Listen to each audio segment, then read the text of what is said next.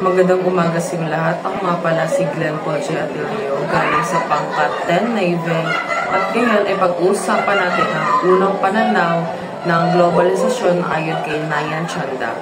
Ang paniniwalang ang globalisasyon ay taal o nakaugat sa bawat isa ay nangangahulugang nasa sa atin ang daan upang magkaroon ng globalisasyon. Katulad na lamang ng pamilyang mahirap magkaroon ng trabaho ay maghahanap o magmamigrate sa ibang bansa upang makahanap ng oportunidad na trabaho at pamumuhay na maalwan sa kanyang pamilya. Sa pamamagitan ng pag-migrate sa ibang bansa ay naipapamalas niya ang kanyang sariling kultura, paniniwala, pananampalataya o relihiyon sa ibang bansa. Kaya't nagkakaroon tayo ng globalisasyon at pag-uunlad ng pamumuhay sa bawat isa. At sinasabing taal o nakaugat ang globalisasyon sa bawat isa. Ayon sa kanya, manifestasyon ito ng tao na maghangad ng maayos na pamumuhay maging sa kanyang pamilya at sa kanyang sarili na nagpudyok sa kanya na makipagkalakalan, mapamalas ang kanyang sariling paniniwala at maging adventurero at manalakbay maging sa mandigma at manakop sa ibang bansa.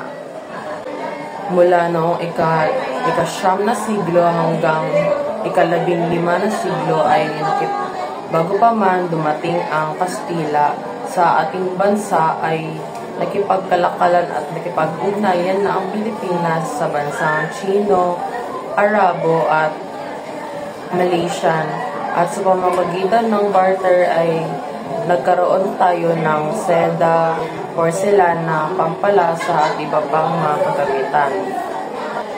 Kaya't ang mga produktong iyon na wala pa sa ating lokal na pamayanan ay nagkaroon tayo ng malawakang pag-unlad ng pamumuhay, ekonomiya ng bansang Pilipinas.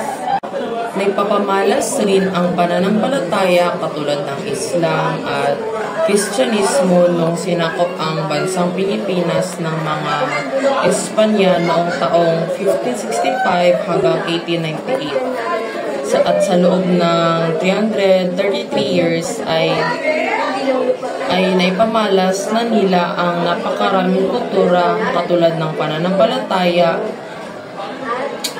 at ang Amerikano sa edukasyon at ang democratic na pamamalakad ang pamalas ng mga bansang iyon sa Pilipinas. Kaya't sinasabi na ang mga bansang nanakop sa atin ay may malaking impluwensya sa ating kultura, pananampalataya at paniniwala sa pang-araw-araw nating pamumuhay. At ang mga paniniwala at kultura at mga gawi na iyon ay nag-uudyok sa atin at nagkakaroon tayo ng maganda at maalwang pamumuhay sa ating bansa.